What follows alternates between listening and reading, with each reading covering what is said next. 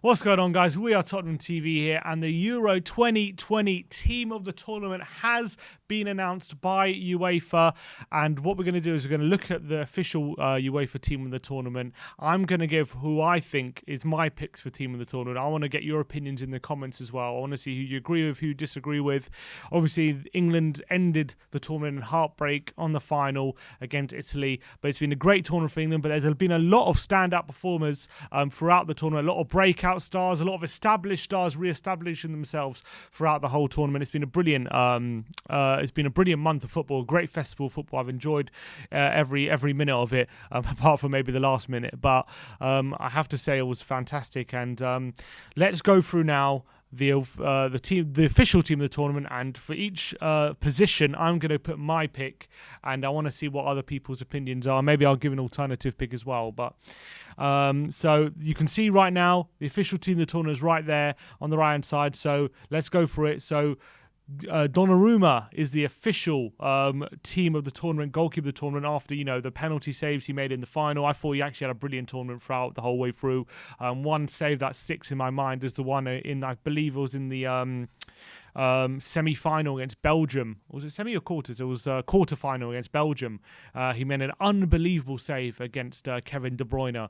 Unbelievable one-handed save from the edge of the box. I think he's been an absolute stalwart throughout the whole tournament. Obviously, a shout out to Jordan Pickford as well, who's had a very strong tournament. But I think Donnarumma gets it rightly so in the official team of the tournament, and in my team of the tournament as well. I've also gone for Gianluigi Donnarumma. I think there's only one keeper to pick. I think he's marshalled for such a young age as well. You got to say he's marshalled it so well. So I think he's been unbeatable at times, and the final just capped that off. So yeah, Donnarumma gets in there for me. Right back, the official team has gone to Kyle Walker, who I think is obviously a great shout. I think defensively he's been brilliant. I don't think he's been in his industrious best going forward, but he hasn't needed to be. I think he's done the job required of him. Luke Shaw on the other side has been the one to marauder forward, and Kyle Walker tucks in the back three. So from that sense, I can see why he's got into team of the tournament. I think he has had an impeccable tournament. But for me, right back of the tournament goes for Holland's Denzel Dumfries. I've given it to him. I think although Holland went out of round of 16, which I don't think was totally down to him. They went down to 10 men against that Czech Republic game, and obviously at the end of the day they end up going through. But I thought he was unbelievable in the group stages, marauding forward. He was so hard to deal with. He scored a couple of goals as well, and he looked like one of the biggest threats in that tournament in the early stages. And I think for those 3 games he was almost unplayable in the group stages. And for me, despite the fact that Walker's had a great tournament, also, he got shout-outs for Di Lorenzo. Cesar Azpilicueta goes under the radar as well. I think he had a great tournament. But for me, Denzel Dumfries gets there. Slightly controversial, but I've done that. Centre-back positions. First one, Leandro Bonucci is in the official team, and I completely concur with that as well. I think he was absolutely brilliant. And not only was he amazing defensive-wise, which we all know he is, we all know how when the going gets tough, Bonucci's there to stand up and be counted. But I think his passing range goes completely under the radar. I think he is one of the best passers from centre-back in Europe. And I think if you think that Toby Alderweireld has an unbelievable ping from the centre-back position, I think you yet to see something coming with Bonucci. He's on another level. He really gets it right on the player's foot every single time. He's a very good progressive passer, and he does come up with his fair share of goals. Obviously scored against England in the final, had a goal ruled out for offside in the quarter-final as well. So I think Bonucci definitely gets in there, and partnering him, Harry Maguire, he gets into the official team, and I think he came in for the last game of the group stages and looked right at home. Obviously Tyrone Mings was doing a great job before Maguire got in there, but since he's come in, I do believe he's been shone up a lot of people, including me, who thought maybe the 80 million, the price tag 2 years ago, was a bit much, because I think he has been exceptional for England over the past couple tournaments, and that goal against Ukraine typified how good he's been, and I completely concur with the official team. I've gone Harry Maguire as well. I can't leave him out. I think not only defensively, his aerial dominance on the floor as well. I think he can play a bit. He's not afraid to come into midfield and spread a few passes around and look for openings. So I think Maguire has been completely dominant at centre-back, so he gets in my team as well. Left-back is a difficult one. The official team have given it to Leandro Spinazzola, which I completely understand. I think he's been unbelievable for Italy up until the quarter-final stage, where he got that horrific injury against Belgium, which was probably very, very tough to take. I think he was one of the biggest threats throughout the tournament at left-back. There's so many good left-backs this tournament. You got Gosens from Germany, you got Mæhle from Denmark. So many different options which have all had sterling tournaments, well, pardon the pun. But I think for me, Luke Shaw gets in there at left back. I think he's the one who's had the defensive solidity, and he's getting forward and creating so many opportunities with cutbacks and crosses in the box. I think he picked up at least 3 assists during the tournament, and I think against Germany he was absolutely phenomenal. In the final, coming up with a goal against Ukraine, he got a couple of assists as well. So his free kick deliveries has gone completely under the radar. How many times Luke Shaw's whipped in a free kick as well, and it's been right on the money. I think for me, Luke Shaw gets in my team of the tournament, and considering England got to the final, he had 2 extra games on Spinazzola, and also the fact it's weird considering he didn't start the first game against Croatia. He started Trippier left back, but Luke Shaw came in the team and then never left, and I think deservedly so. And I think he's my player of the tournament. He's up there for player of the tournament, but he's my left back of the tournament for sure. Next up, the official team have given it to Georginio, who obviously took Italy all the way to the final and winning. Did miss the penalty in the final penalty shootout, although did score the winner against Spain in the semi-final.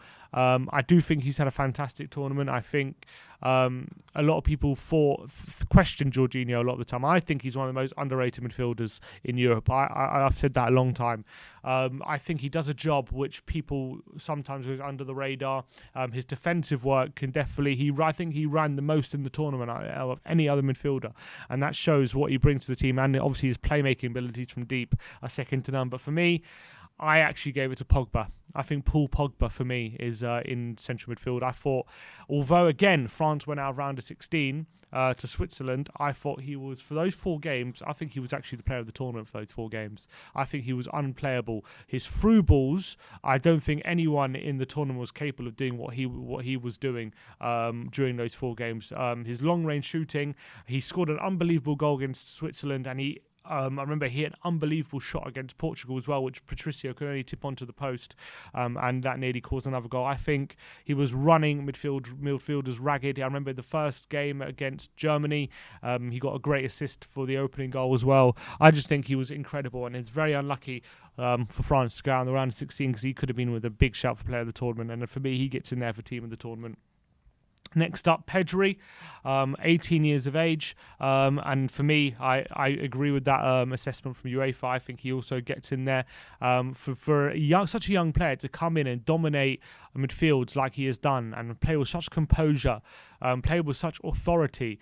I think he barely misplaced a pass all tournament, which was incredible considering Spain got to the latter stages as well. He was competing against the very best, and he did not look out of place. He really does look the heir to the throne for Xavi in this Spain team. And people might be saying it's hyperbole, but Luis Enrique said he's never seen a teenager do what Pedri has done this tournament, and I think he took everyone by surprise, and I think Barcelona have definitely got a player for many, many years to come considering his age. So what a player, what a tournament he's had, and I'm looking forward to many years to come from Pedri. And of course, I left out but Pierre-Emile Højbjerg. I jumped the gun on that one, but he's also in my team of the tournament. He's in the UEFA team of the tournament, and I think he was the heartbeat of that Danish team. I think he was absolutely incredible, especially from the second game, to deal with what he had to deal with Eriksen from the first game, to rally the troops, to play with his heart on his sleeve. And he set the tone against Belgium for with his man of the match performance, getting that assist, pressing high, covering every blade of grass. And what I think we saw for Spurs in the latter stages of the season, he was running on empty, he was burning out, but he found a second wind at the Euros. I think everyone everyone can acknowledge that. And we saw what the Højbjerg we saw the first half of the season at the Euros, and I'm so proud of him. I'm proud of what he achieved during that Euros. To get Denmark to the semi-final and to be one of the best midfielders in the Euros shows the fight he's got, the passion he's got, the belief he had in that team, and how they all rallied together. And I think he typified the Danish squad during that whole Euros, and I think he completely deserved, not just for the effort he put in, for the quality he showed on the ball as well. I think goes under the radar. Got a couple of assists, created chances as well, and his pressing was absolutely phenomenal. So Højbjerg has to be in there for me. Completely agree with that one. The next up on the right wing position, so on the left wing position, the official team went for Chiesa, which considering he only got his first start in the quarterfinals, came on against Austria to score the winner in the round of 16, then started every game from the quarters to the final. And to be fair, he did put in some very strong performances, and he was very impressive. The couple of goals he did score were unbelievable. I thought really incredible finishes. One on his left foot, smashing into the far corner, and one on his right, curling it in. And I got to say, he was impressive, Chiesa, considering Berardi was the right winger who started the tournament for Italy. Chiesa definitely didn't do a job, but for me, the left winger I'm going to pick is Mikhail Damsgaard. I think he was very special, coming in, replacing Eriksen from the second game. He scored two of the best goals of the tournament. First one was against Russia, curling effort from the edge of the box, which into the top corner, which I thought was a special effort, and then scored that amazing free kick against England. I thought he was a very tricky customer throughout the whole tournament for Denmark, considering his young age, 21 years of age, to come in and have that weight of creativity on him, considering Denmark's absence. I thought he thrived under it, and he showed why he's one of the most sought after young players in Europe, playing in Serie A for Sampdoria. I think he showed what a talent he is. His dribbling ability was brilliant as well. His ability to weave in and out of a couple of players, and then his eye for a pass and eye for a shot was really on show. So for me, Mikhail Damsgaard was my pick for left wing of the tournament. Striker, they've gone for Romelu Lukaku. I did think he had a very good tournament, to be fair to him. He scored 2 goals against Russia, got a goal against Finland, and then a penalty against Italy in the semi-final, which I thought he was actually marshalled out of pretty well throughout that whole game by Chiellini and Bonucci. But I did think he showed how much he's developed as a player in Italy and in Serie A for Inter Milan. Because before you might have just associated Lukaku with a player who runs onto through balls and gets a finish off and holds off defender. But I think his hold-up play and his general all-round game, his first touch, and just general football has been so much improved in Italy. I think he is now, he's proven why he's considered one of the elite strikers in European football at the moment, because his dribbling ability, his pace, his strength, he was an absolute handful to deal with, and then we've always known he has that finish on the end of it. So to be fair to Lukaku, had a great tournament, but for me, considering Lukaku scored 3 of his 4 goals in the group stage, and I'm going for a player who scored 4 of his 4 goals in the knockouts, and that is Harry Kane. I think for me, he goes to the team of the tournament. I think he might have had a quiet group stage, which people argue, although for me, you got to consider the fact for against Croatia, it was his run that opened up the space for Sterling to score. Against Czech Republic, he was much involved in that game. It wasn't for some inspired goalkeeping and some finishing from his teammates, he could have gotten the assist or some goals in that game as well. So I thought he played really, really well. Against Scotland, fair enough, he had a very quiet game, but then once he got to the knockout stages, there was no stopping him. The goal against Germany, he was a complete handful in that game. Got the double against Ukraine as well, the putting away that penalty in the semi-final, well, in the rebound anyway against Denmark, but getting man of the match in the semi-final, coming up chance when we really needed him. And then in the final, I thought he was probably our most dangerous player. Although he didn't have too many efforts on goal, he was heavily involved in the first goal, spraying that ball out to Trippier, who obviously found short at the back post, and he was causing a massive nuisance with his passing range. And that's the difference between me from Kane and Lukaku. Yes, Lukaku maybe has the dribbling and the strength on Kane, but Kane has that eye for a through ball and pass, which Lukaku just can't match, in my opinion. And I think I was on display totally at the Euros. I think Kane showed how much he's developed in that role, coming deep, picking out passes, playmaking, and it doesn't take away from his goal scoring, considering he scored 4 goals, which is, I think, second just to Ronaldo and Schick, who are unlucky to make the striker position. So for me, Harry Kane comes in as a striker. And then the final position was Raheem Sterling, and that's what the official team had gone for, and I agree with that. I think Sterling has been an absolute handful throughout the whole tournament, came into it under a lot of pressure, not performing very well for Man City, didn't score too many Premier League goals by his standards. I think he scored about 9, which for a winger isn't bad, but considering it's Raheem Sterling who scored 18 and then 20 Premier League goals, to only get 9 was a bit of a disappointment, and there were a lot of calls for him to be dropped.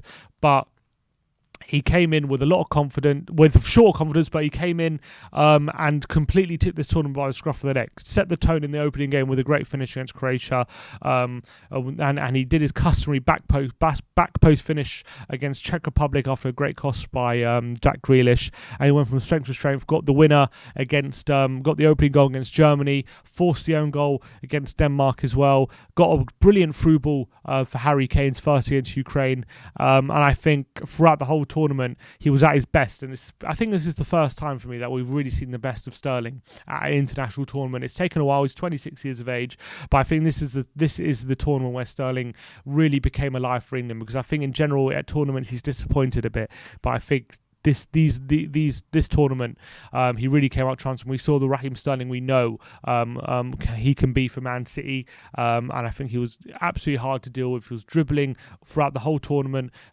getting on the end of things, and that's the Sterling we know and love. So he gets into the team of the tournament as well. So that's my team of the tournament. I want to know people's opinions. Obviously, people might disagree with me with a few selections.